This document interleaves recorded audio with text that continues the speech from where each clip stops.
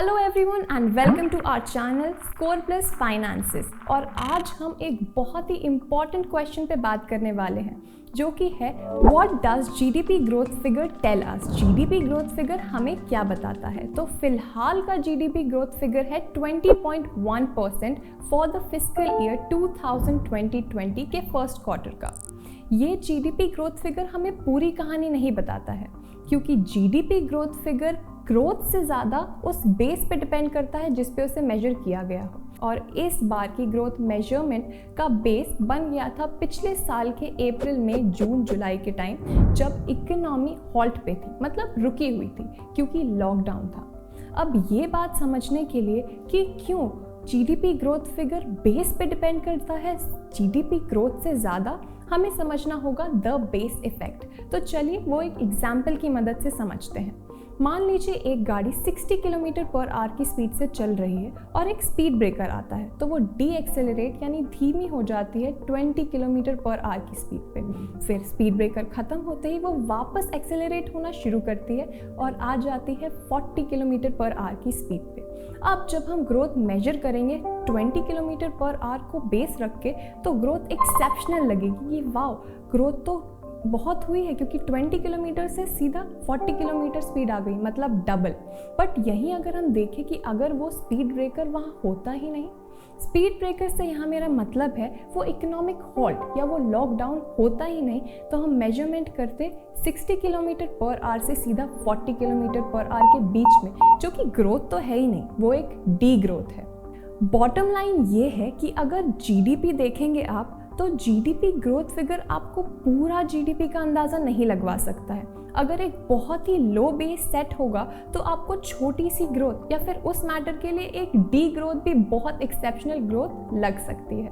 अब ये भी सिर्फ आधी कहानी है क्योंकि 20% ग्रोथ एक्सेप्शनल नहीं है पर ये एग्जैजरेटेड तो है, फिर भी ये बहुत प्रॉमिसिंग है क्योंकि अगर आप हाई फ्रीक्वेंसी इंडिकेटर्स को देखेंगे तो आपको पता लगेगा कि असलियत में इंडियन इकोनॉमी के साथ हो क्या रहा है। अब ये हाई फ्रीक्वेंसी इंडिकेटर्स क्या है? तो हाई फ्रीक्वेंसी इंडिकेटर्स मतलब अगर आप किसी स्टेट या किसी सिटी का इलेक्ट्रिसिटी बिल देखेंगे तो आपको पता लग जाएगा कि कितनी इंडस्ट्रीज खुल चुकी हैं और कितनी इंडस्ट्रीज में प्रोडक्शन स्टार्ट हो गया है। अब वहीं अगर आप देखेंगे नंबर ऑफ ट्रैक्टर्स सोल्ड या कितनी ट्रैक्टर्स की बिक्री हुई है इस महीने या पिछले महीने, तो आपको पता चल जाएगा कि फार्मर्स को कितना होप है अपने फ्यूचर से। पर वहीं अगर आप टोल कलेक्शन का डाटा देख लेंगे तो आपको पता लग जाएगा कि कितनी ट्रकिंग रिज्यूम हुई है या बढ़ी है। तो अगर आप इस वक्त की हाई फ्रीक्वेंसी इंडिकेटर्स को देखेंगे तो आपको यही पता लगेगा कि इकोनॉमिक एक्टिविटी हॉल्ट पे तो बिल्कुल नहीं है, इकोनॉमिक एक्टिविटी बहुत तेज़ी से बढ़ रही है और नॉर्मलाइजेशन की तरफ जा रही है। अब ये बात भी याद रखने वाली है कि भले ही इस क्वार्टर में हम किसी नेशन वाइड लॉकडाउन में नहीं गए हैं, पर सेकेंड वेव ने बहुत ज़्यादा नुकसान किया है हमारे नेशन का क्योंकि मल्टीपल स्टेट्स गए हैं लॉकडाउन में और इसने अफेक्ट किया है उसकी इकोनॉमिक एक्टिविटी को क्योंकि उसकी मैन्युफैक्चरिंग और उसका कंजम्पशन पे इफ़ेक्ट पड़ा है। अब यहीं एक छोटी सी अच्छी खबर भी है और वो ये है कि वैक्सीनेशन ने बहुत तेज़ी पकड़ ली है और ये नॉर्मलाइजेशन की तरफ एक बहुत बड़ा कदम है।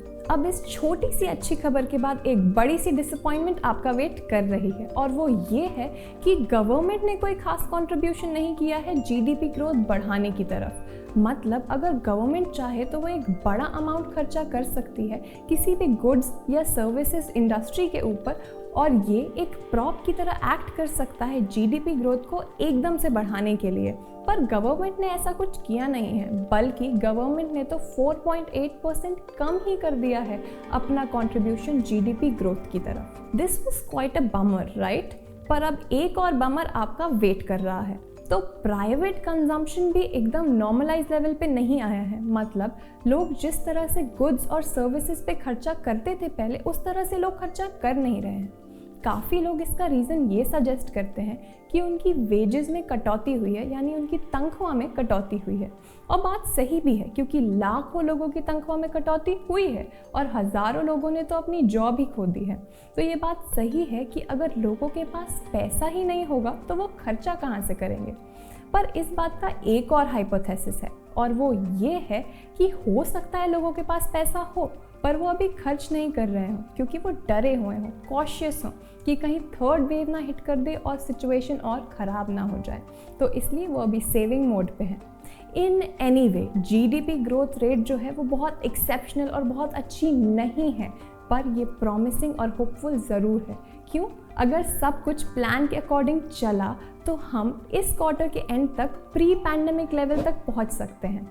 Until then, please do like, comment and share this video और सब्सक्राइब तो आपने अभी तक कर ही दिया होगा, अगर नहीं किया है तो प्लीज़ कर दीजिए क्योंकि that's all for today, but please stay tuned for more videos like this. Thank you.